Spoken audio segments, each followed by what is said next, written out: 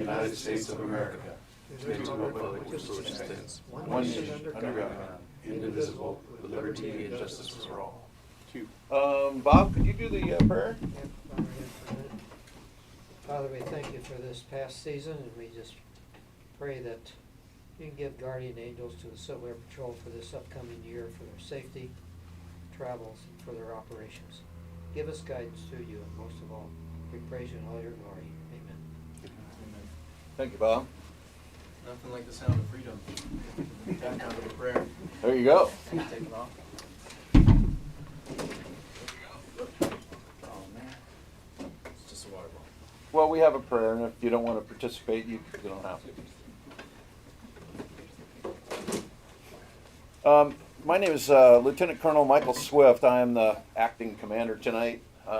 The commander is out of town doing an errand, so he turned it over to me for tonight. So tonight we're going to have a safety meeting. Charles Dillon right here. He's going to do our safety meeting, but before that, let's see here. Aircraft status. We right now have an aircraft in our hangar, and it's 7598 Zulu, Zelda. Oh, Zelda's right. Yeah, AKA Zelda, yeah. She's back for right now. However, she's only a few hours away from 100 hour, like maybe 11, somewhere around there. We're supposed to be taking her to the IPL counter drug mission this weekend, which means there's about 15 hours to do that. So we are going to have to ask for special permission to go over the oil change limit. Whether they let us do that or not, I don't know. So we may have to either come home early or not go at all to the IPL counter drug mission this weekend. We'll figure that out tomorrow. So our other aircraft that come in and out is 887 Charlie Papa. That went out to, I believe Fullerton's got it right now. 437 Charlie Papa, that's the 206 Turbo. It's still broken because somebody hit it with their wing when it was parked. So we have to send the engine out and the prop out to have them inspected and certified and put back in the aircraft. That usually takes about 6 to 8 weeks. So, I have a question. You said the prop was damaged too? well, they hit the prop with the wing. The guy was taxiing past our aircraft to hit the prop with our wing, and so they've technically claimed that as a prop strike. You got to tear down the engine for inspection. Exactly. Okay. That's just So one thing. they have to take the engine out, send it back to aircraft engines. Hello. Hello. How about that? We got a visitor. Hey, go on to the YouTube because we can't get Teams to work completely tonight. So is that okay? It's Michelle. So whether she can hear me or not, I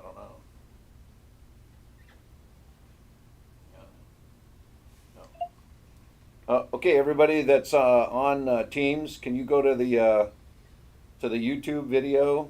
We can't get Teams to work completely correctly tonight, so we're going to shift you over to that, if you don't mind. Okay. All Thank- right. Thanks.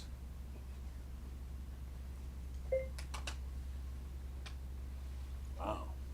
So, the last aircraft, 743 Charlie Papa, which we borrowed from Fullerton, and then we loaned it to somebody at IPL. They broke their airplane in IPL, which is 968 Charlie Papa. That one's still there, trying to be repaired. There's a fuel problem with it of some sort. So the guys up north in San Jose, I believe, they took our 743 Charlie Papa. So it's been kind of sketchy and kind of dynamic with all the airplanes. But right now we do have 7598 Zulu, if anybody wants to know about that. So that's a 206 standard. Yes, sir. there were some squawks, instrumentation squawks. Did those get taken care of on Zelda? Andre sent the 7598 Zulu to the avionics shop. I'm not entirely sure what's been fixed. Okay. So I do know that some of the items got fixed on it. So there's a couple of training SARCs coming up. There's one in Palm Springs, Saturday the 13th. If you want any information, I got it here.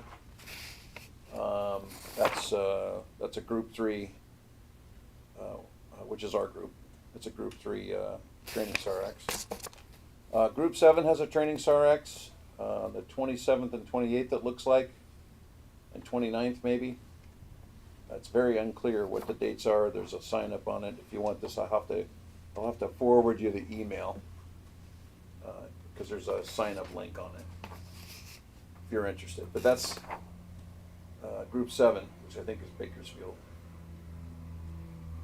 So you may not want to go to that. Group 6 is having a SARX as well. That's January 20 and 21. That's the Bakersfield one. What's this other one? I don't know. Sir? Fullerton. Fullerton? Yes, sir. Group 7?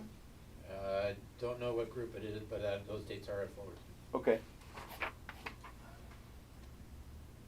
Yeah, they, I wish people would learn how to write these invitations, because if you print it out, you can't really tell where it's at. So anyway. If anybody's interested in them, later on the way, just before we go home, I'll show you how to get the link, or I'll email you the link, so. All right.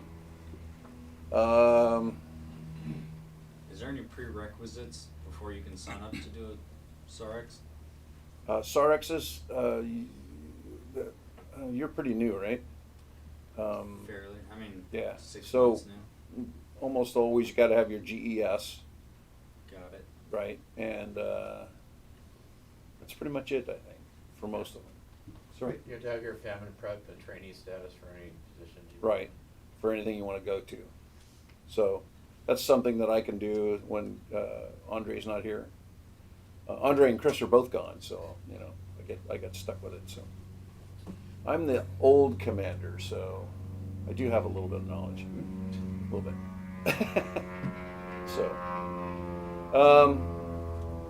So anyway, what is our topic for safety meeting tonight? Roger, you said you Well, wanted to do. Yeah, it's risk management is what it is, which he's got up there already. Oh, good. Yeah, basically, it's just, the only thing I just wanted to do was just give a little bit of what the. But before Roger comes up, does anybody have any questions on current events, anything? David, Just so you introduce everybody before we go into the meeting. introduce, Introduce all the new members. oh, the new members. Can I have the new member sheet? I usually do it at the end of the meeting, that's all right.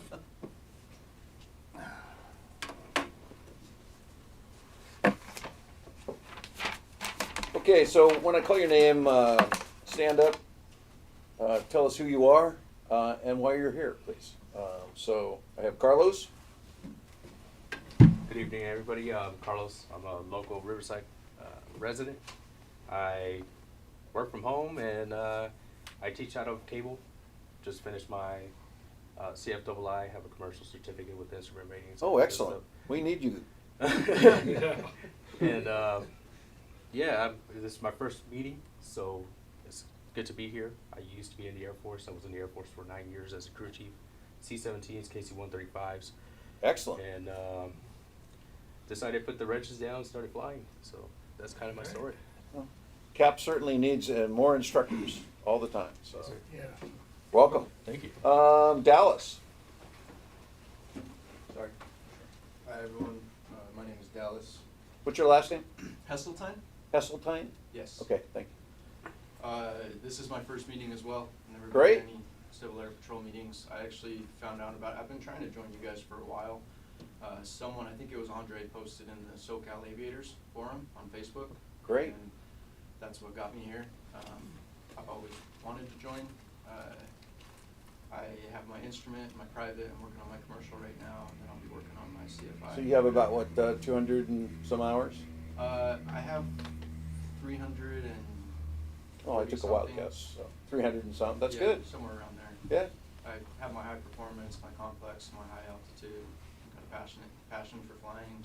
Got my degrees in flying. I'm a first generation pilot, so kind of had some hurdles to jump over. You know, I Great. didn't have anybody to show me the ropes or anything. You know, so there's a lot to learn. And I've been flying for just under 6 years now. You know, and can't think of anything else that I want to do. I want to join the Air Force as well. I just recently got my bachelor's. this is a great stepping stone for the Air Force, by the way, so. Thank you. It is. Yeah, nice to meet you guys. Oh, Welcome. Thank you. we have another Carlos, Schultz. Sanchez. Hi everybody, my name is Carlos Sanchez. Recently got my commercial pilot license done.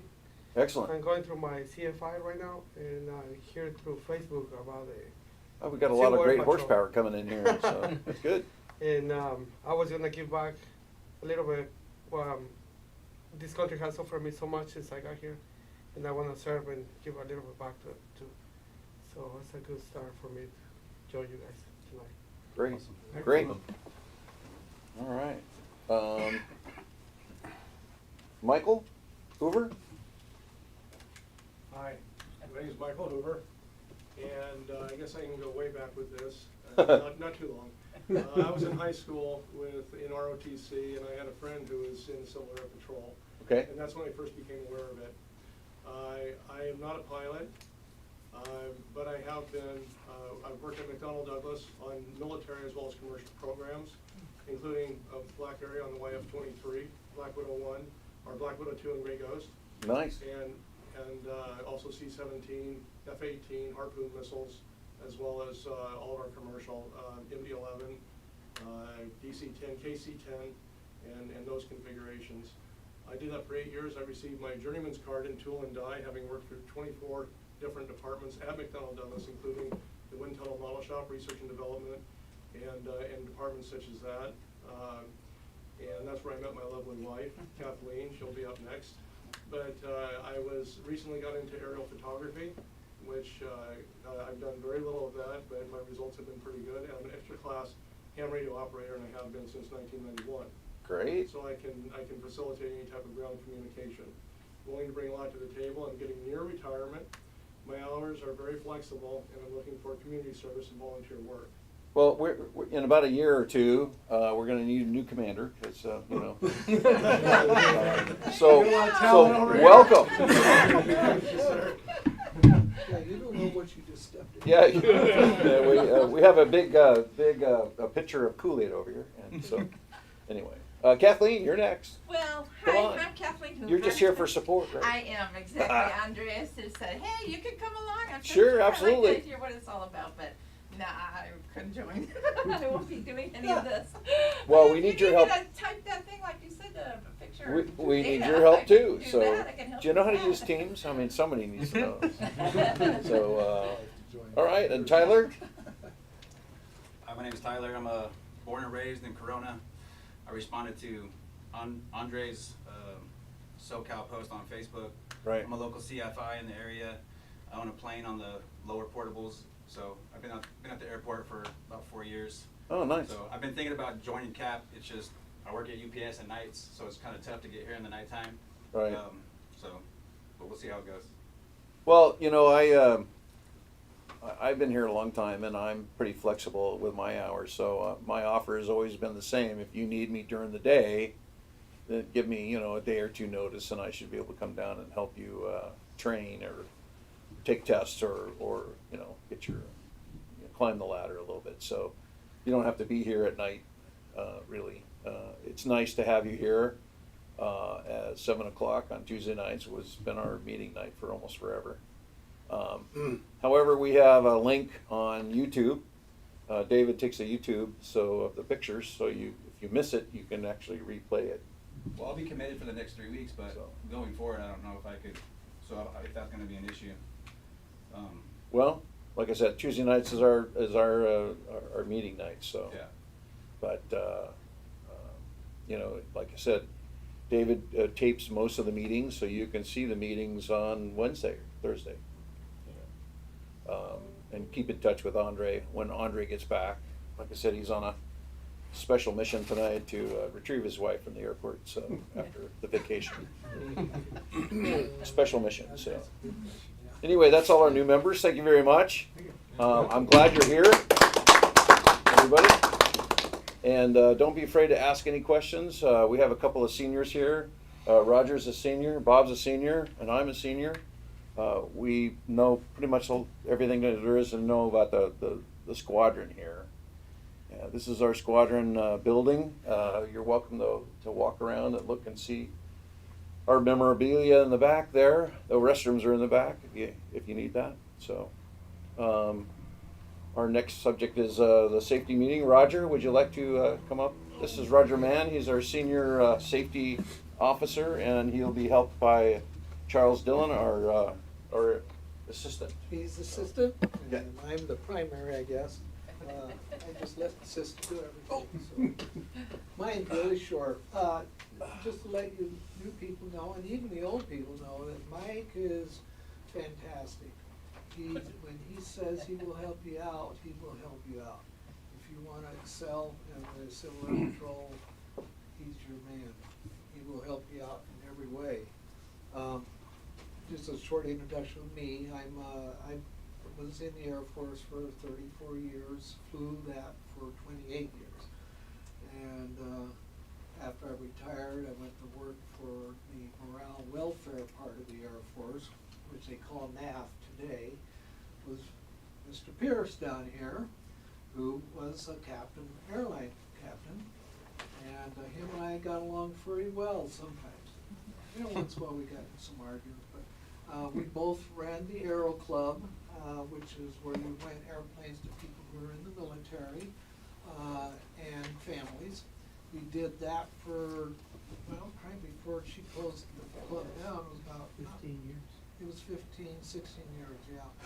And which always happens with the military. If any of you've been associated with the military, anything can happen. And sure enough, we got a commander who didn't like us, couldn't understand why we were even there for, and shut us down. And so that pretty much finished over 61 years. Yeah, 61 years. That club was there. It was one of the first clubs in the Air Force way back in the 50s, started by General Curtis LeMay. And so, but you know, the younger generation, to them, people like Curtis LeMay and General Eisenhower mean nothing to them hardly at all, except what they read in the book of history. It doesn't quite get them the same as it was for our generation. But anyhow, enough said on that. Basically, what we're covering tonight is annual safety risk management. It is required by Civil Air Patrol headquarters that we do this every single year. We don't have to do risk management review. We can do just about anything unless something happens like an aircraft accident. Then they say, okay, you've got to talk about this. But primarily, it's just something to make you guys aware of what safety is all about. And as far as I'm concerned, you know, what I've been seeing, both being in the Air Force and with the Aero Club, because I was a safety officer for the Aero Club, it's a mental attitude is what safety is about more than anything. You can talk about safety, but unless your mind attaches to what I might say, or you know what the books says about safety, it's not going to work. So, you know, just keep in mind that whenever we do these things, it's doing is highlighting to you to remind you of safety. We're not up here teaching you necessarily anything. What we're doing is reminding you that when you go out there and fly the airplane on a mission or anything to do with Civil Air Patrol, that you should keep in your mind that you don't want to get killed or hurt. And of course, that's what safety is trying to keep that from happening to you. So the national commander, he of course dictates to us that we will do this January, February, March, and we don't have to do all 3 months. Tonight should fulfill this year's requirements. But they do he does emphasize that, remember, it's an all year round, thought pattern. Yeah, you got to continually thinking safety. It should be the number one thing on your mind. Every time you take off for a mission and go anywhere, you must be thinking about safety. And there's a lot, and of course, what he's gonna go through with this video is that or the PowerPoint, is that there are things that can happen out there, and we all know that. You know, when we go home tonight, you're gonna run into probably about anywhere from, depending how far away you have to drive, 10, 15 times, you're gonna have to make some kind of decisions, whether it be lane change, stopping at a signal, or what. You've gotta make a decision. That decision will make a difference if you're gonna get home safely or not. It's still, and it works in everything. And so basically, when you come out here to do a mission, especially even just being here in this room, remember, you are still having to think about keeping yourself from getting hurt or killed. Just going through that gate out there, we all came in all at the same time, and you know, and you know, I almost ran everybody over before so but you have to be thinking ahead. You got to think and be situation aware. The 28 years I flew for the Air Force, that is what was driven into our brains, was situational awareness. Situational awareness. Know what is around you. And believe me, there's a lot of people out there that don't. That's why we have to be that way to survive. So I think that's all I have to say. Okay. So it's your floor. All right, I'm going to play a presentation that I'm not sure it's required, but it is the subject is required, as Roger said. So let's get going.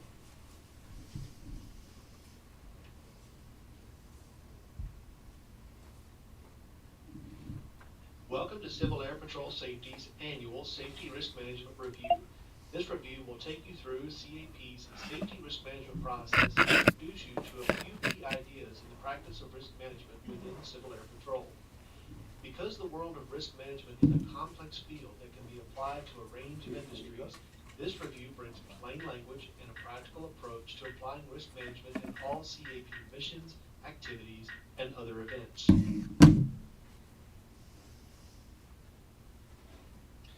Here's what we'll cover. Why do we need risk management?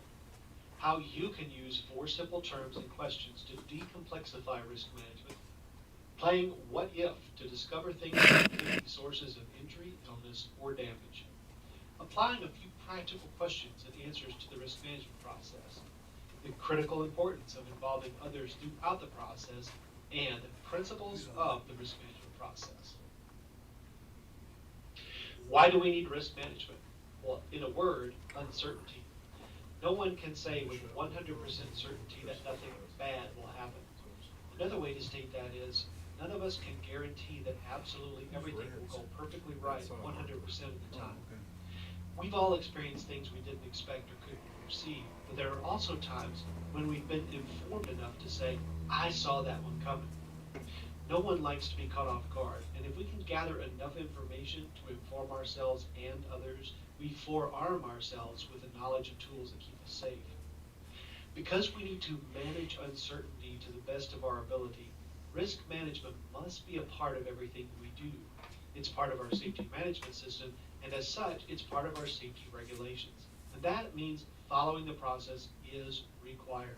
More importantly, that requirement, when followed with the necessary knowledge and skill, better protects our members, our equipment, and our resources that we are responsible for. So, risk management is important in everything we do. And there are a few situations where a full formal application of risk management is required and must be documented on CAP Form 160, Deliberate Risk Assessment.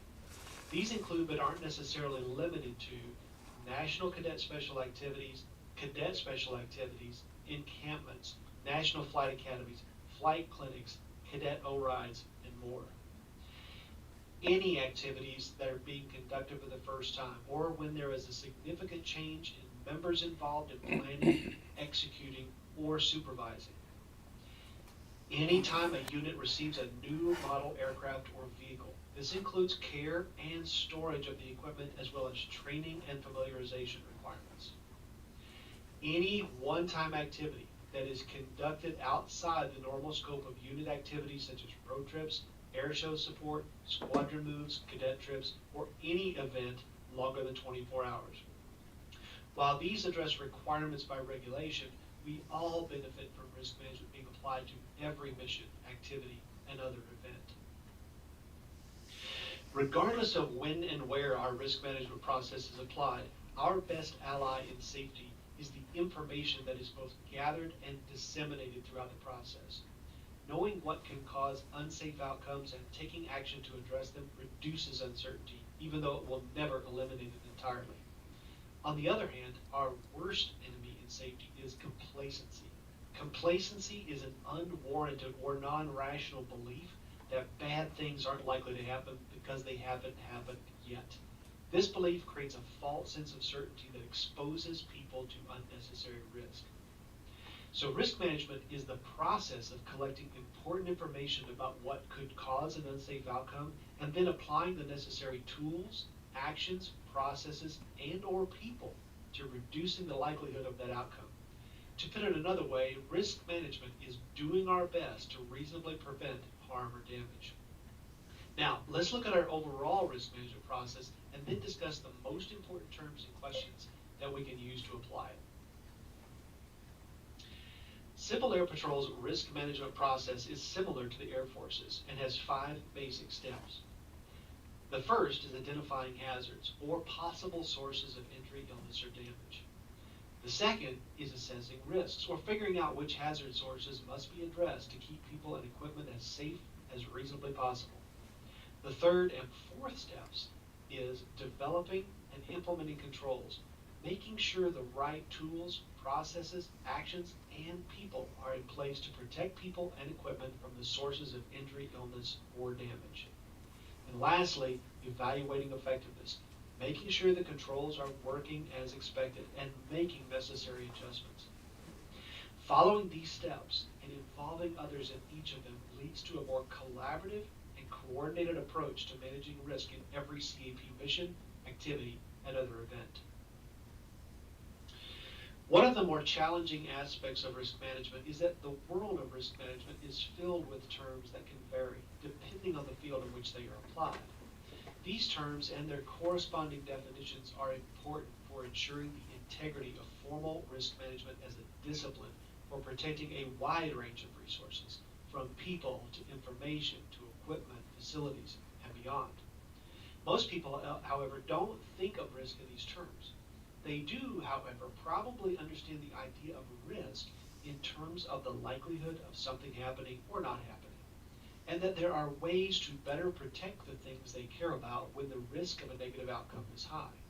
So, how can we tame the complex terminology and bring plain language to applying risk management in Civil Air Patrol?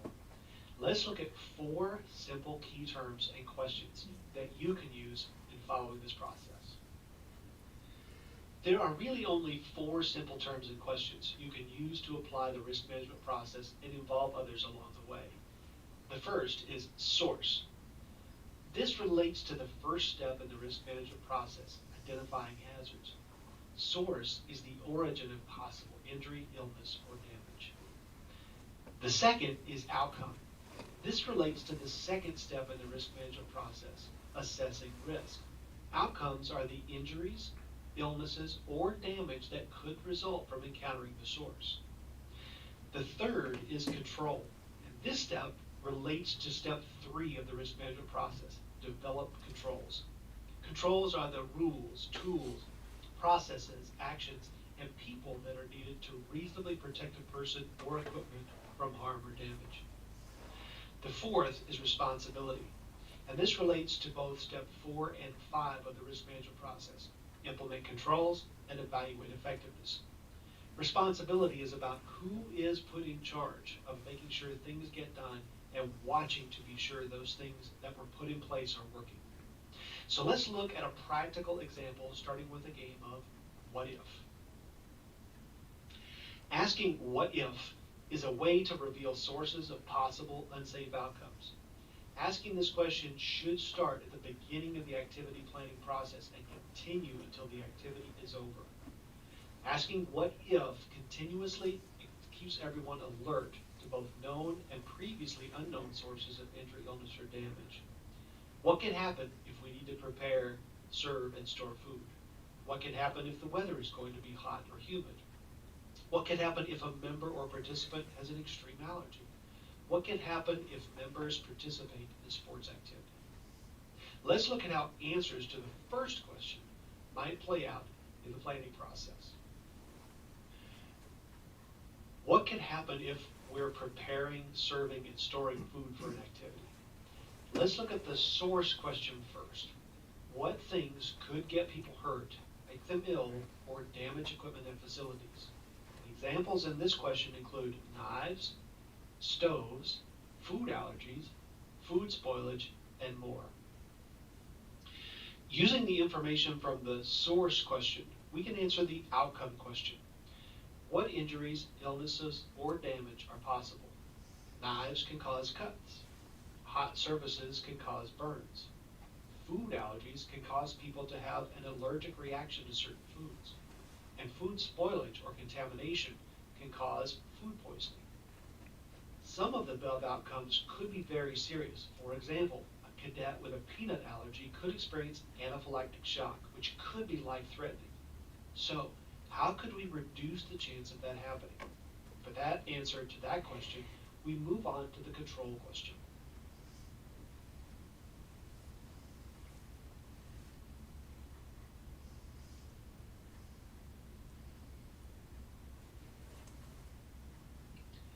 The control question is, what can we put in place to reduce the possibility of these things happening? In this example, we list a few possible things you can do to reduce the risk. You could require a review of all participants' intake forms to see if anyone listed a food allergy. You could make a list of known allergies participants have and compare that to the planned food menu and then adjust the menu accordingly. You could review the allergy list and the menu with the adults who will be handling food preparation, service, and storage. You could make sure that foods containing allergens that might negatively affect a participant are prepared separately by a separate group of people. And you could put someone in charge of monitoring food preparation, service, and storage to be sure everything is done according to plan. The responsibility question is, who should be responsible for getting things done and watching to ensure things are working as planned? The controls you developed and decided on in the control question will not be effective without the right people in charge of them. For example, who should review the intake forms and make a list of allergies? Maybe that's the activity safety officer who should be assigned that control. Who should compare the allergy list to the planned menu? Maybe the activity director and safety officer work together to plan or adjust the menu based on the information from the allergy list. Who should review the allergy list and food menu with the people who will handle the food? Maybe the activity safety officer, along with an assigned adult who is responsible for making sure food handlers stick with the plan, should do this. Who should eliminate or segregate allergens? The food handlers could do this. And lastly, who should monitor the food activities and be responsible for calling knock it off when things could be unsafe? The assigned adult in charge of that control could do that. Is this everything that could be done? Not by a long shot, but it is a start, and it's far more likely to reduce the possibility of an allergic reaction than doing nothing or leaving things to chance. They're just showing examples of this CAP 160 I'll pass form. this around. This is that form. Oh, This is okay. the whole form right here. And you can look at it just. By definition, risk is a probability or likelihood of an outcome occurring. How likely is a member to have a severe allergic reaction to a food? Well, that depends. Is it a known allergy? If yes, then unless we make sure that that member doesn't come in contact with a food they are allergic to, the likelihood of a severe reaction could be extremely high. If we put the controls in place, what is the likelihood of a severe allergic reaction? While less likely, the possibility still exists, which might mean the likelihood is reduced to, say, a medium once the control is in place. Use the risk assessment matrix on the CAP Form 160 to determine the risk both without the control, which is the initial risk, and then with the control, which is the residual risk. Controls are used to reduce the risk, and the activity commander or director, along with the activity safety officer, must review the assessment prior to the activity.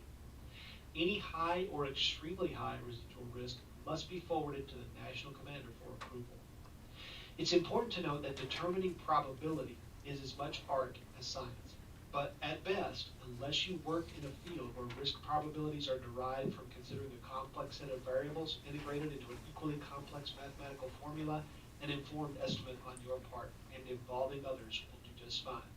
The important thing to do in the process is to reasonably control for possible injuries, illness, or damage. As you can see, the risk management process is about information, gathering information, and making sure the right people are in the know. For risk management to be effective, it cannot be done in a vacuum. Every part of the process must involve others. When planning an activity, ask yourself and others who can help compile a list of possible things that could cause injury, illness, or damage. When deciding what to put in place to protect people and equipment, ask yourself and others who can help with deciding what to put in place to reduce the possibility of these happening. When working on safety communications to participants before and during an activity, mission, or other event, ask yourself and others who can help get the word to participants about what could cause injury, illness, or damage, and what we're putting in place to prevent them. When figuring out how to make sure the things put in place work as expected, ask yourself and others who can help make sure things are working as expected, and then making sure that adjustments are made when they aren't, like asking what if continuously. This helps us make unknowns known. Involving others reveals even more information to help you manage the unknowns. Next, let's go over the risk management principles. These principles serve as the foundation that guide our intention for risk management across Civil Air Patrol. First, accept no unnecessary risk.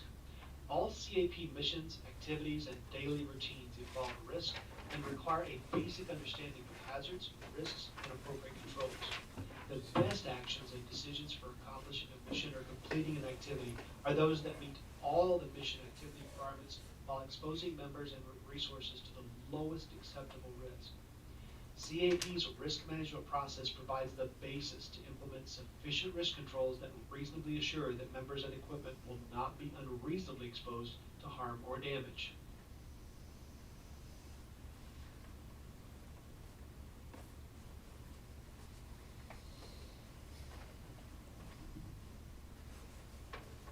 Is that it? No, that's not it.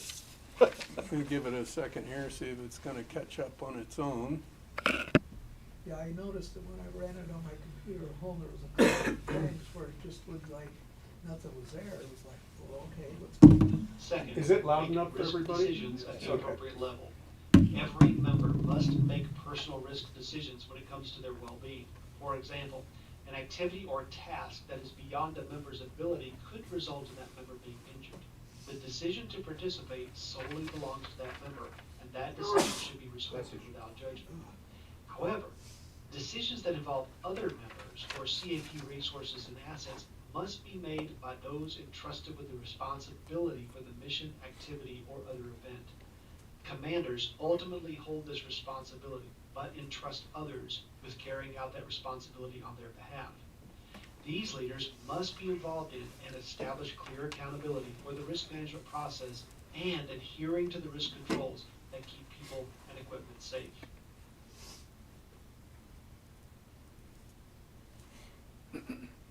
Another odd pause. Third, integrate risk management into mission and activity planning at all levels. Integrate risk management into planning at all levels and as early as possible. This provides the greatest opportunity to make well-informed risk decisions and implement effective risk controls. To effectively apply risk management, commanders, activity directors, and others must dedicate time and resources to integrate risk management principles into planning, operational processes, and day-to-day activities. Risk assessments of operations and activities are most successful when they are accomplished in the normal sequence of events, a pre-planning of a mission or activity, for example, by individuals directly involved in the event, and not as a last-minute or add-on process. Any amount of pre-planning that can be accomplished, even in a time-constrained environment, is better than no planning at all. And lastly, apply the process cyclically and continuously. Risk management is a continuous process applied across the full spectrum of CEP missions and activities. It is a cyclic process that is used to continuously identify and assess hazards, develop and implement controls, evaluate outcomes, and provide feedback to our members and staff to ensure a safe environment for everyone and responsible stewardship of our valuable resources. Now here is a list of resources that you can access from the GoCivilAirPatrol.com website to help with the risk management process. We are constantly looking at ways to improve on the guidance and tools, so visit the site often to see what's new. Here's what we hope you take with you from this presentation.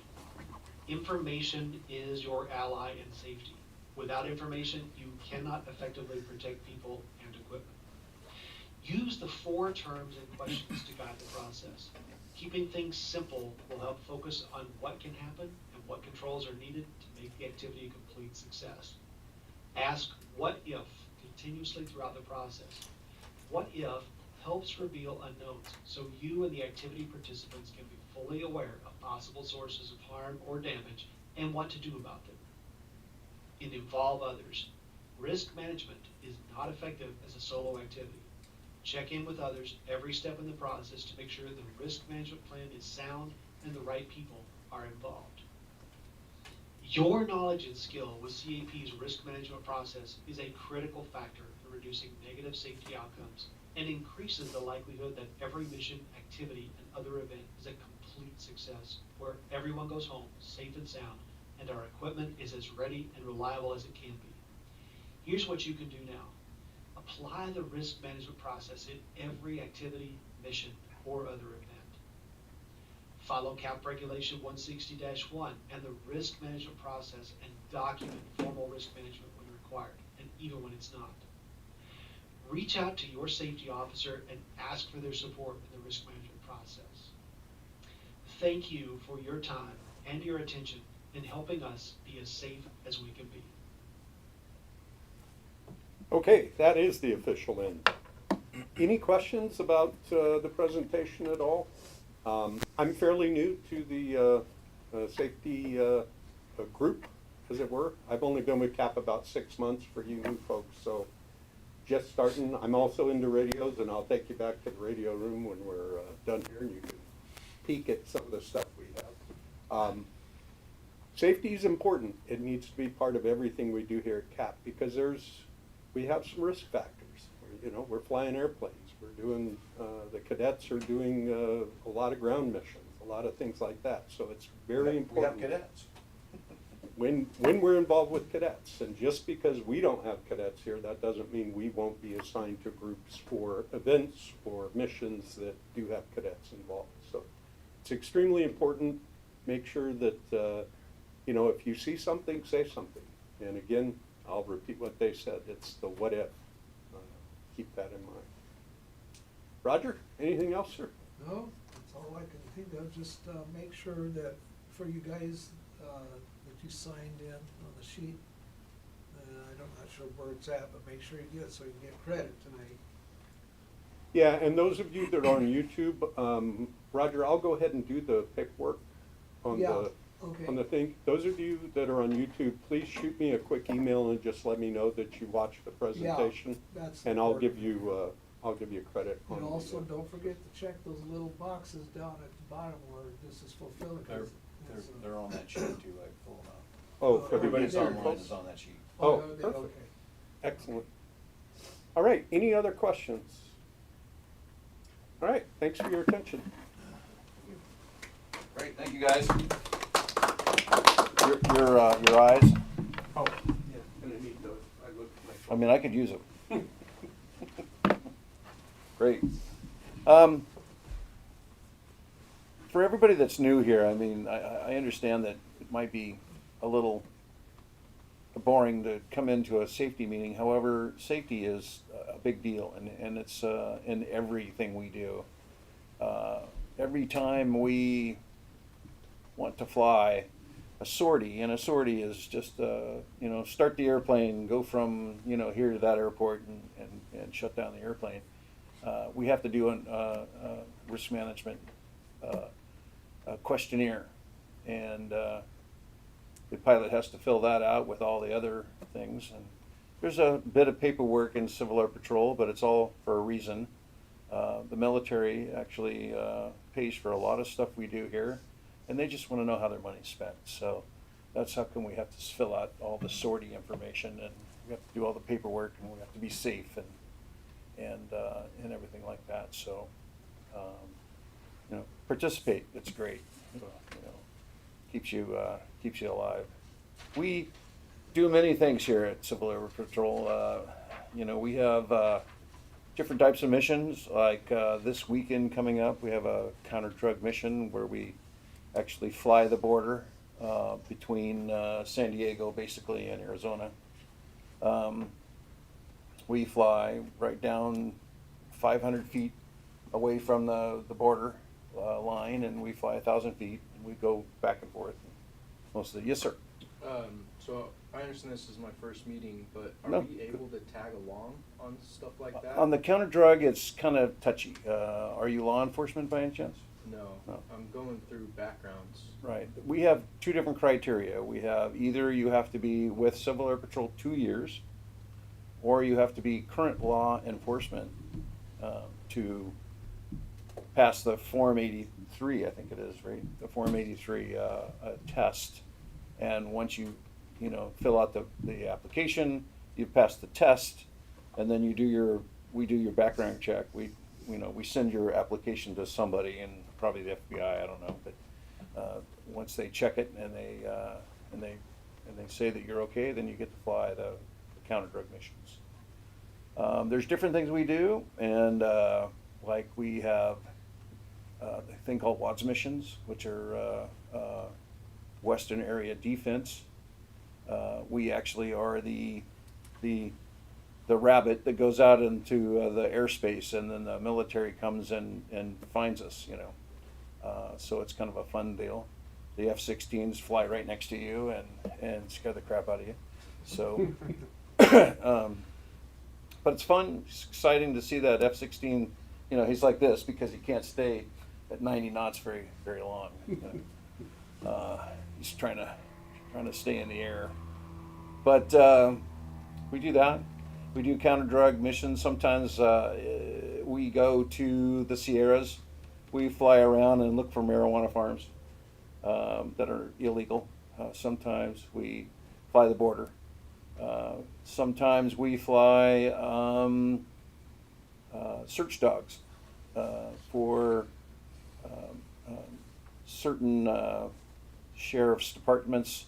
They require that their search dog or their drug sniffing dog or their people finding dog or whatever they have, they need them up north. So we'll load them up here, we'll fly them up north, we'll kick them out of the airplane, and we'll come back and get them when they're ready. So we do that kind of a thing. We've done water transport for testing, water testing for certain things, like when they have a scare of some sort where somebody might have put something in the water. They'll have a team go out, they'll test it, and then they bring it to us. We fly it across the state to the laboratory, and we do all kinds of weird stuff. So IPL is coming up, which is when you say IPL, that's the counter drug at the border down there. That's coming up this weekend. I'm going to fly that this weekend, which is something I haven't done for about a couple of years. Haven't been feeling well, so. Somebody mentioned photography too, that they're interested in that. Yep. A lot of aerial photography missions coming about. The big disaster in Hawaii. Civil Air Patrol spent a lot of time flying missions. When over we there. have the big fires here in California, we've done photo missions where we take incremental photos. We set up the cameras, we take incremental photos, we upload that to FEMA. That's kind of an interesting job. We also have done hurricanes, earthquakes, and things like that. So it's kind of neat. We have a lot of jobs to do. I'm currently working with it's called the Reaper Mission, which is we are an escort for the MQ-9 Reaper from March Air Force Base to Edwards Air Force Base.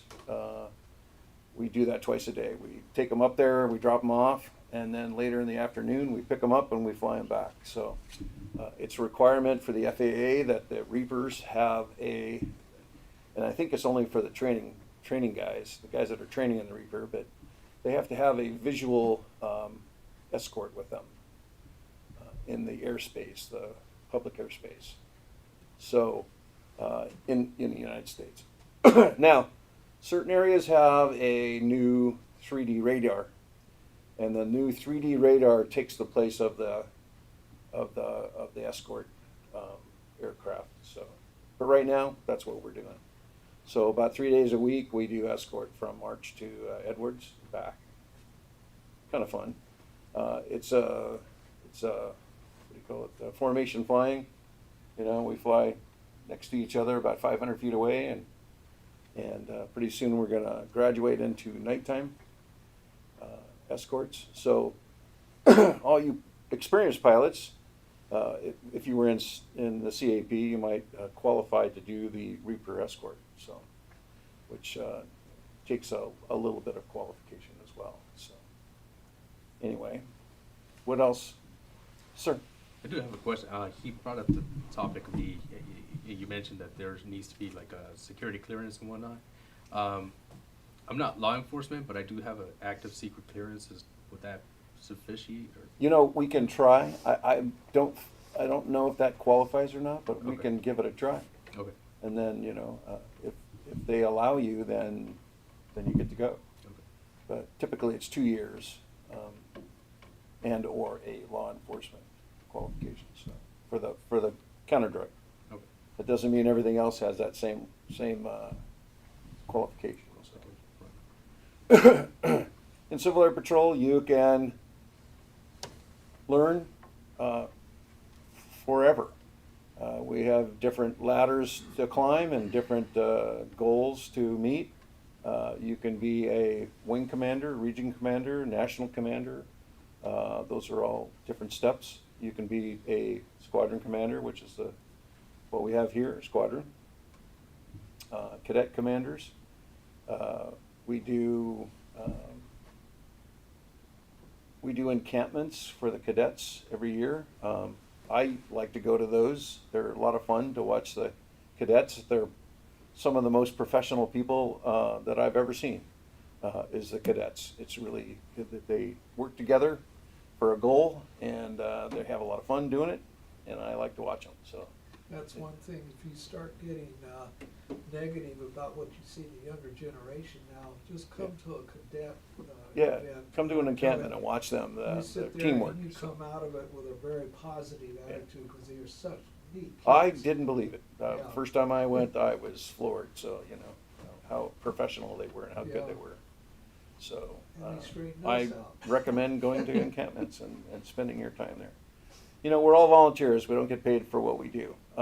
However, and for the most part, we got to pay to go. Like I had to pay $230 every time I went to encampment, which was my portion for food and, you know, housing and things like that. So, but it was a lot of fun. You know, could have wasted my money other ways, but it was pretty fun to go watch You the can cadets. reclaim some of that. Sir? You can reclaim. Well, some. you could take off your taxes, you know, so if you're good. Anyway, does anybody have any questions? We have about 7 more minutes left here. Anybody? Go ahead. Can you walk me through the process on how to join? Okay, so what we require you to have 3 meetings. Come in just like you are today, sign the attendance sheet, and it's, you know, if you like us and you think it's something that you want to do, then we give you an application. You fill out the application, you pay your national fees at that time, and then when you get accepted, you pay the squadron fees. National fees are about $88, I think, 86 to $88, and the squadron fees for the year is $300. So, which helps us pay for the facility here. It's one of the best facilities in the Civil Air Patrol, is this one here. We have a fantastic radio room, if you guys want to go back and look at the radio room before you leave. But after 3 meetings, we sign up and we send your application to the national for approval, and they do a background check of some sort there, and I don't know exactly how they do it. So if they approve you, then you get your CAP ID number. It only takes about a week, maybe 2, right? And then you're a member. And then from then on, it's just learn, whatever you want to learn. So, and I'm here to help you learn. So, anything you need, any guidance you need, I'll certainly try to help. So, Are there only X amount of slots, or are you guys looking to bring on as many pilots as you can get? well, we're a volunteer organization. We have members that sign up, and we have members that quit all the time. So it's a big cycle. Currently, I think we have about roughly 3,000 senior members, and Just in this squadron? I think in California. Okay, I was like, No, in this squadron we have 27 on the boat. In this squadron, not everybody shows up every week. Sometimes 9 or 10 people will show up, and then the next week 9 or 10 different people will show up. So it's something that it's something voluntary. So you come in when you can. But you guys when definitely you want. need.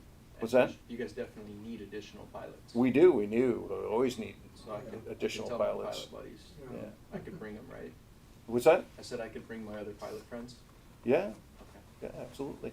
Now, when you teach here in Civil Air Patrol, you teach as a volunteer. There's no fees that you can charge. You get to do cadet training and/or senior member training, but we don't charge any fees for anything.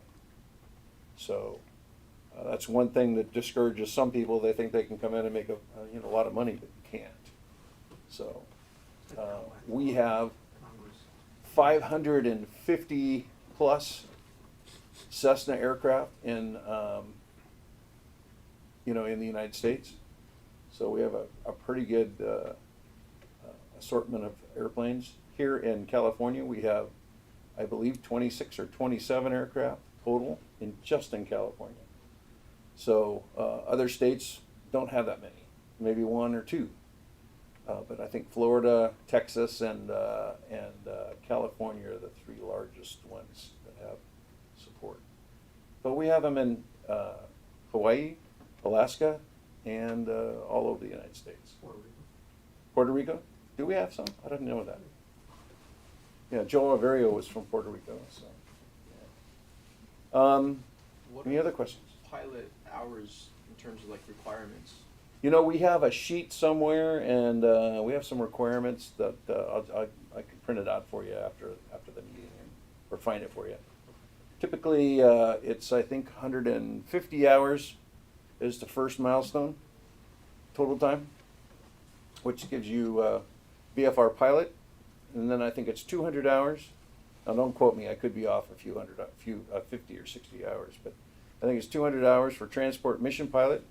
Once you're a transport mission pilot, you have the ability to transport crews from mission to mission or aircraft from airport to airport. And then after that, you go to your mission pilot qualification. And the mission pilots, they fly a majority of the missions that we have available. So then we go into mountain flying qualification. So anything over, I believe, 6,000 feet is mountain. You have to have a mountain flying qualification for over 6,000 feet. So any of the local mountains, pretty much, we're supposed to have mountain flying. So we take a check ride, just like the FAA check ride, but we do it with our own pilots, our own check pilots. So if you have a private pilot's license and you want to fly our aircraft and you have all the hours and qualifications, you still have to take a check ride every year with our check pilots, our CAP check pilots, which, by the way, we need some of those guys too, so, the more the merrier. And we're all volunteers, so sometimes we have 10 or 15 check pilots, and sometimes we have one, so, in the neighborhood. So, if you need to go and get some qualifications, you may have to drive to Fullerton, or drive to Palm Springs, or drive to Whiteman Airport to get a check ride, but that's how it works here. So, we're trying to get more local people here locally, so. Yeah, most of the requirements are similar to the Air Force too, so if you go in the Air Force, you do it's all, lots of check rides, and you gotta have one. Most of our rules and regulations are based on the Air Force regulations as well, so. And we emulate them quite a bit, actually, from uniforms to regulations to habits and procedures, so. Just one thing, Charles? for those of you that aren't pilots or aren't going to be pilots, there's lots of other stuff. There is ground small UAS. They do drone operations here. That's true. You don't need to be a pilot. A lot of communications. We have a pretty robust HF network in CAP that we do ALE, we do encrypted traffic, we do a lot of stuff. So I'm not a pilot, I'm an aircrew person, but my specialty is comms. So there's lots and lots of things you can do here, Like I along said, with flying airplanes or there's- being an aircrew. There's many ladders to climb, so Yeah. whatever way you'd like to go and spend your time, you're very welcome to do that, so. We need everybody. Yeah, I think the Civil Air Patrol is probably one of the best sources of, if you wanna do something exciting, sometimes a lot of boring times too, like tonight, but, it's. It's only 'cause I'm here. Yeah, it's only, oh, come on, Mike, shoot, you're probably one of those exciting ones, it becomes, it's a very neat source of, wow, hey, I'd like to do that, and go and do it. And like Mike says, it is volunteer, realize you're gonna have to pay out of your pocket for a lot of stuff that goes on, but I'll tell you, next to being in the actual military, this is probably one of on the civilian side, is probably one of the best places to come where you can do all kinds of stuff that's just exciting. David? I do have a comment on YouTube, as the person is the finance officer, wants to let us know that family members, the dues are not 300 each, it's 150 for the second person. For the ICS 300? No, for the family, for the dues. Oh, for the dues, I'm sorry, okay, good. Well, that's good. We have a discount going on. Yeah. Good. But that only applies to if you have a family member already in? I think so. It would be like the second person. Yeah, your second Yeah. person that you're bringing with you. Or instead of third. paying Or 300, husband, it's wife is 150. usually the situation. Yeah. Yeah. So any other questions? Please ask them. Anything, so. Have a simulator. What's that? We have a simulator. We have a Redbird simulator. I'm not very happy with it, but it is actually a certified Redbird simulator. So you can fly up to 10 hours, I think, on that type of simulator with an instructor. So How often do you guys do the Western Area Defense fights? actually, once a month, I think. Seems pretty cool. And there's different agencies like north and south, right? So we have our guys down here, we fly around here, and some guys up north, they fly up there. So every state has different programs. So we typically don't commingle with many other states. We have done joint ventures, which are actually kind of fun because you have to fly to Nevada somewhere and from Bodunk Airport in the middle of nowhere and do your SARX ops, and they have some sort of thing planned there. It's kind of fun, different. So. WAD's missions normally are out of March Air Force Base or Fresno. Now let me tell you one thing that's come up in the last year or two, and I didn't have the opportunity to use this much, but we have a lot of funds now that once you become a mission pilot, you get an hour and a half of flight time for free every month. So that's pretty good. I think it's every month. And as a transport mission pilot, you get like an hour and a half flight time every quarter. So it gives you an incentive to fly. So if you're a mission pilot and you need to get your currency, you can fly the Civil Air Patrol aircraft. We pay for the fuel and the aircraft to do that. So it's pretty good. We have lots of cadet programs where every cadet gets 5 free rides, which are about an hour apiece. So can you imagine that we have 3,000 cadets as well, so all over the state. So they get to fly 5 sorties as part of their training, and we want to get them in the aircraft as soon as we can and fly them all 5 of those as quickly as we can. So we need pilots to do that. So we need, and to fly that, all you need to be is a transport mission pilot with a cadet endorsement. So that's around 200 hours, 250 hours. Yeah, 250 hours. So. And there's a syllabus for that. An ROTC, we fly ROTCs, and it's a 300-hour, I think, qualification. Now, all these things are written down in our Quick Start booklet or Quick Start handout, which I can get you, or you give me your email address. You can see all of that on Go Civil You Air can. Patrol. You can see it all on Yeah. Go Civil Air Patrol. Yeah. So it's all public information if you know where to look. Yeah, It's a little daunting, but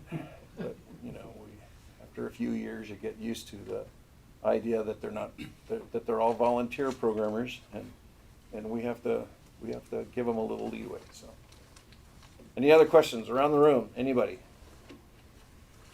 All right. Well, that's our hour and 10 minutes here, and the meeting is adjourned.